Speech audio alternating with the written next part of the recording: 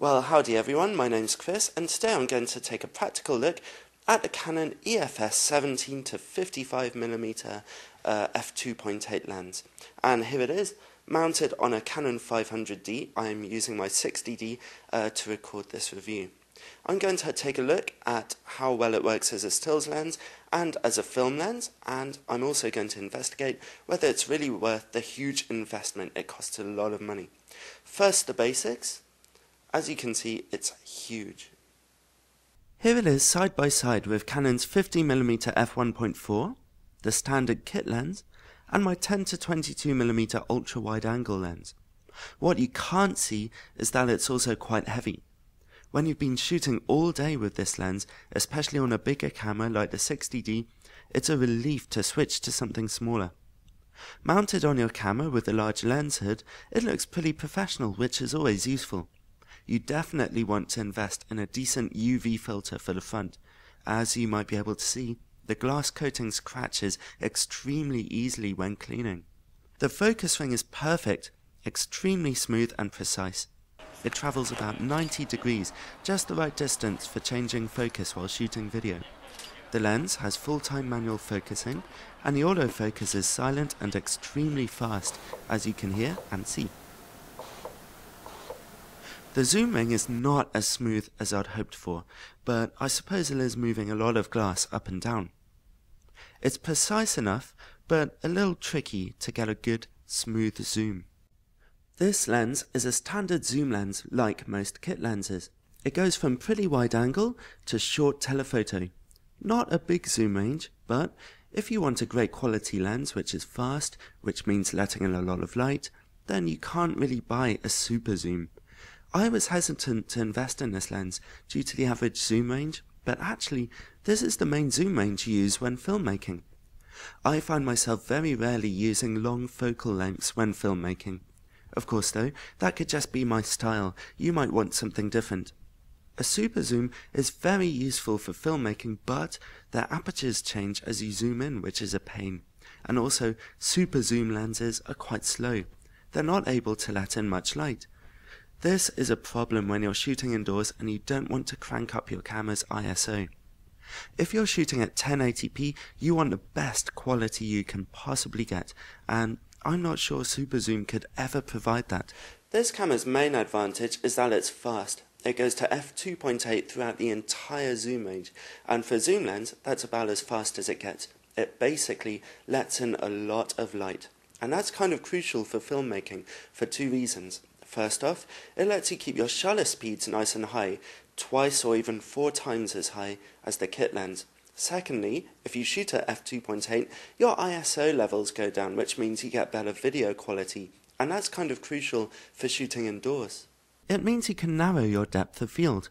Here's a picture taken at f2.8, and here's the same picture at f5.6, the speed of a kit lens approximately 4 times slower.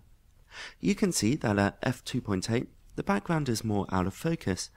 Aided by the large image sensor of a digital SLR, this picks your subject out and gives your video work a much more three-dimensional filmic look.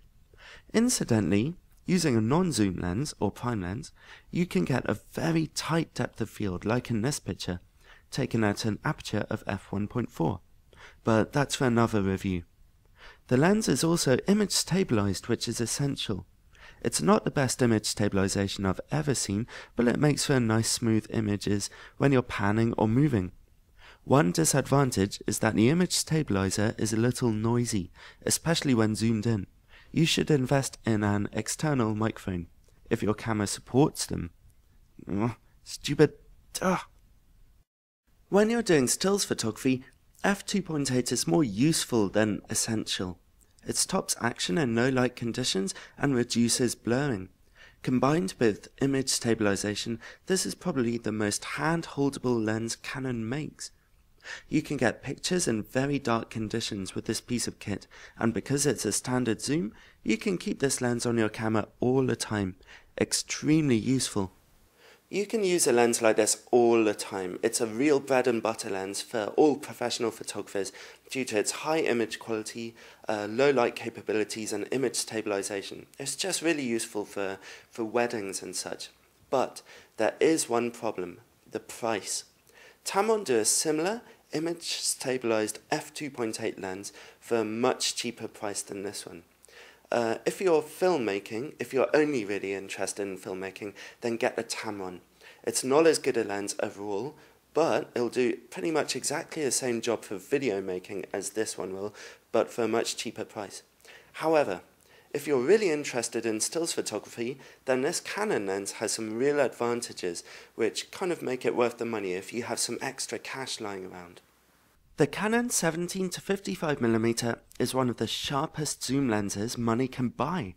No matter what aperture or focal length, your still pictures will be sharp and full of detail. If you stop the lens down to an aperture of f4, your images go from very sharp to razor sharp. This lens is full of Canon's L lens quality glass, and it doesn't get any better for this in sharpness. But my big disappointment with this lens is its chromatic aberration at f2.8. It's not bad, but it's there. Pretty and unwanted colors at contrasting edges. Take a look.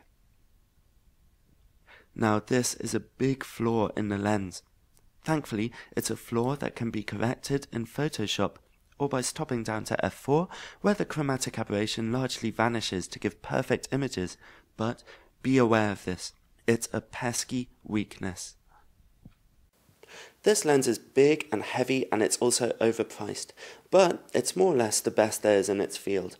It kind of disappointed me at first with the chromatic aberration wide open, but just shooting wide open on any lens, you're going to get that, and its capabilities wide open, and its sharpness are just out of this world. It's really, really good. I kind of learned to love this lens, and it's really improved my photography. Now the Tamron 17-50mm is a really good alternative to this lens. It has very good image quality and it costs much, much less. But if you have some spare cash lying around and you really want the absolute best, then go for this baby. I love it.